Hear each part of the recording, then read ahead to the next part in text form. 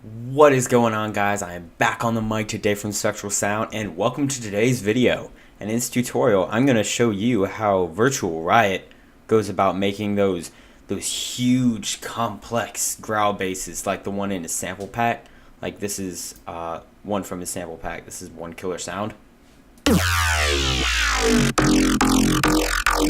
Now there is more to that sample. I'm not going to play the whole thing. I don't know what the copyright is on that. But it's probably nothing because I bought the pack. But anyways, you have to go buy a sample pack because it's really great. And then there's this one right here. Oh, dang it. That's the one I'm going to show you in a sec.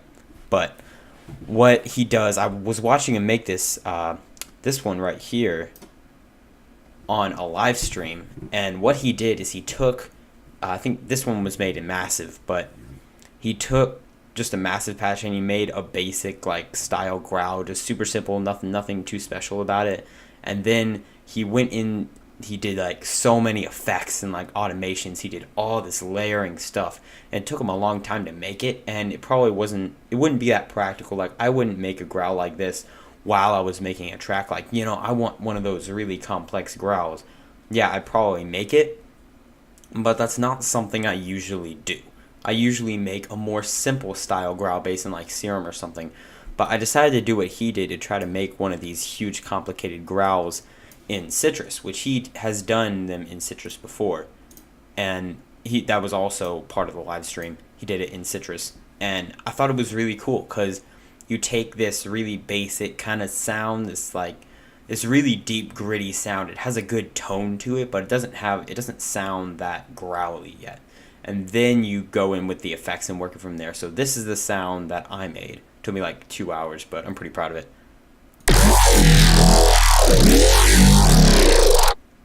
And it has a separate sub, so yeah. Now we're gonna go through this. Now don't be alarmed about how much I did, because I did do a lot to this.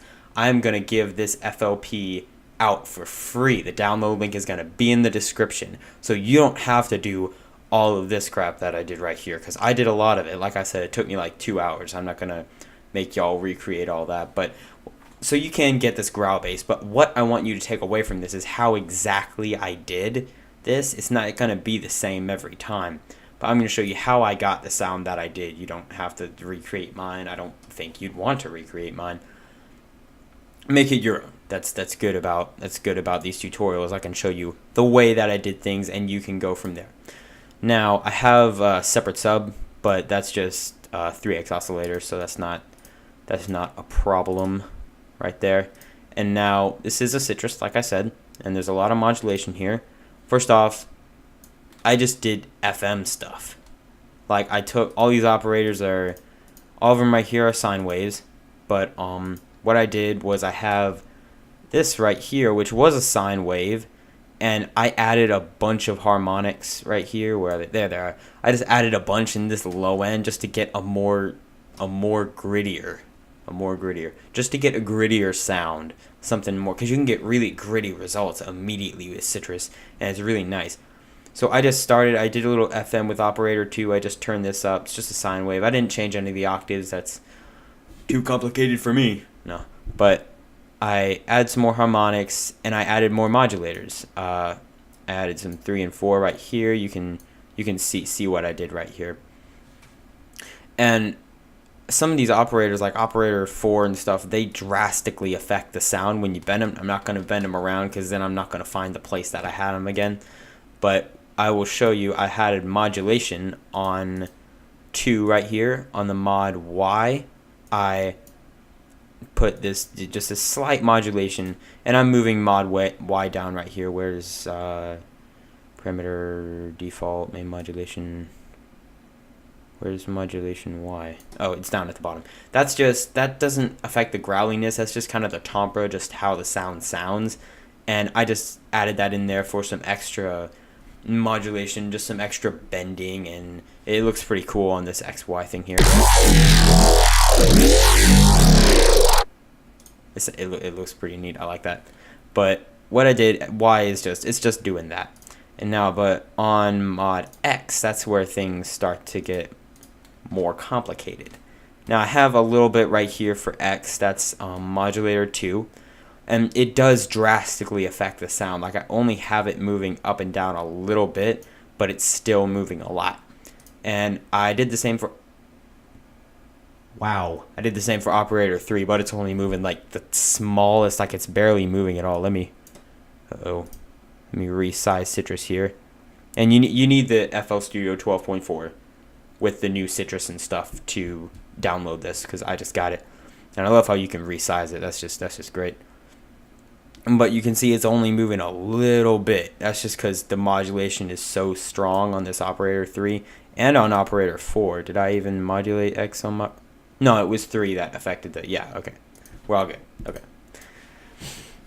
And yeah, so I just did some modulation there. I'm going to show you what everything sounds like without the post-processing real quick. Should have done that in the beginning. So I'm going to turn off all this. What is 7? Oh yeah, 7 is... Okay, yeah. And 6 is this up. Alright. This is what it sounds like without any of the post-processing and with out the sub. I'm not going to play the sub.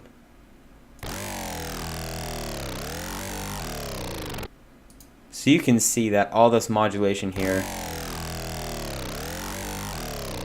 is just affecting how the sound sounds. There's so little modulation actually going into this.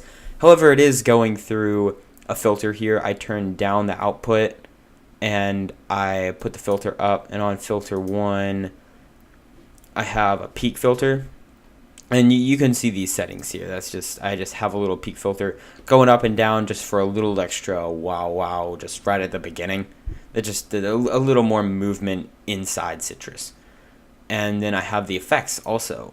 In the effects section, I have the chorus going right here. Am I having reverb? No, I'm not having reverb. Okay.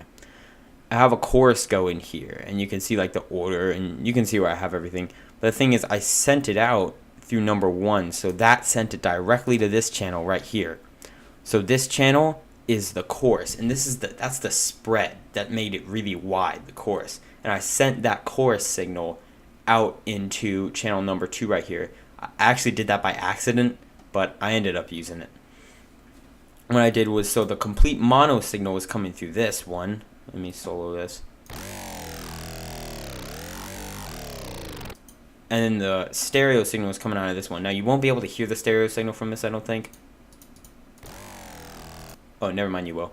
But what this is happening, you can see when I raise the level, it just gets wider and wider when I raise it. Here.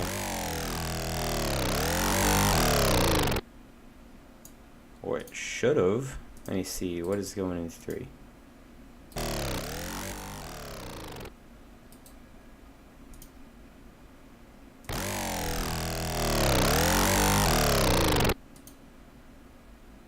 Oh, the effects. Hang on. I gotta turn the effects on these 2 channels. Sorry, I'm getting confused here. This is complicated. The effects on these channels is just to harden the sound and to make it sound better. A little distortion, compression stuff. I have stereo enhancer here and EQ and stuff like that. And now you can see when I raise up this wide, it gets wider and wider. So that was what's coming out of the chorus right there, going right into the second output.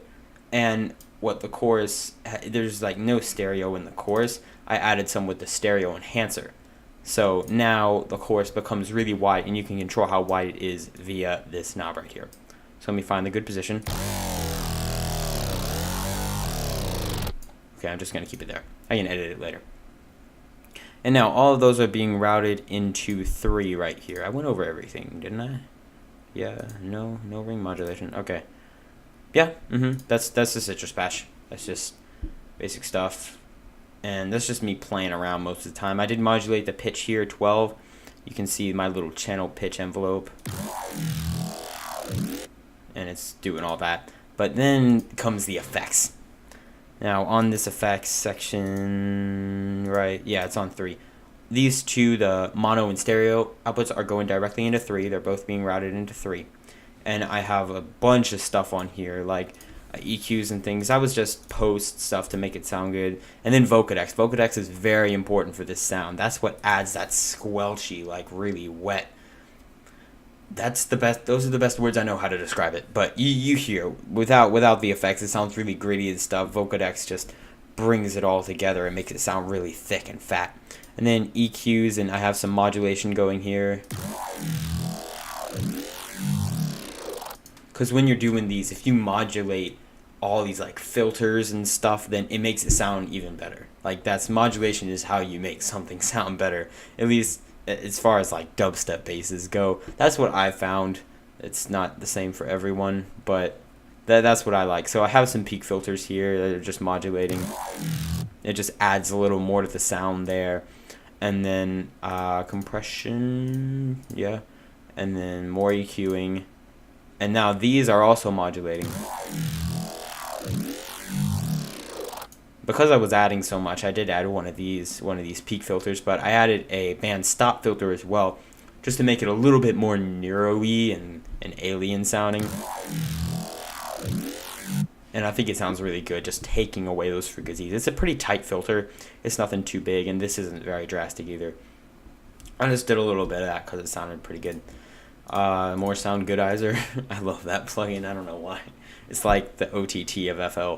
But anyway, and then I have, this is doing drastic stuff to the sound, this high pass filter. That's making it go like, wow. That's what's making the talk right there. And if I take that out, there's not a lot of movement. It's kind of a static bass. But with this filter, it becomes alive. Cool. And now on to the next effects, because I ran out of spots here. I could have used Patcher, but I did all this and then realized, oh no, I'm out of slots, and I was too lazy to put them all on a Patcher. So, and this is all routing into 4, which is perfectly fine. And I have more Vocodex.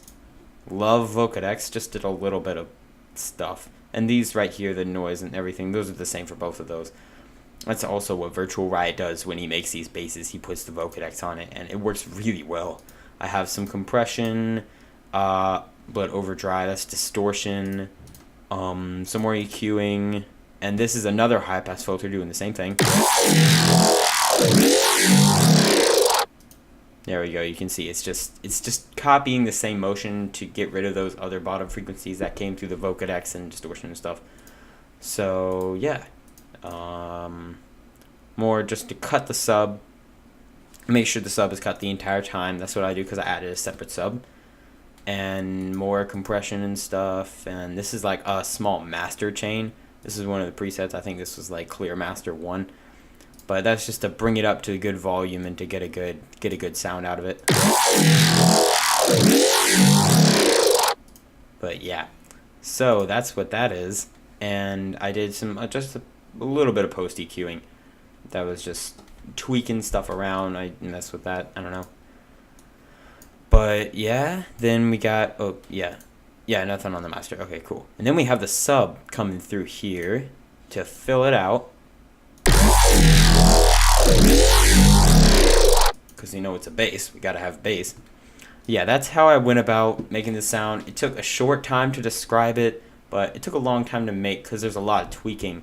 And once you do all that, I went back into Citrus and started messing more with the modulation, because once you get a decent sound and then you make a growl out of it, then you can go back to the original patch and really start warping the sound and change some stuff around. Add more operators, add more effects, do whatever the heck you want, because it's the dubstep bass. You can do that. But yeah, that's how I went about making that, and it was actually really fun. I've never done it before. All of my sounds that I've shown you, if you watch my videos, are all, or mostly all, in Serum, with the exception of the snail's bass, but that was just basic stuff. I like to keep it all in Serum because it makes it simpler, but I'm giving this thing out for free, so why not just use all the other effects and stuff.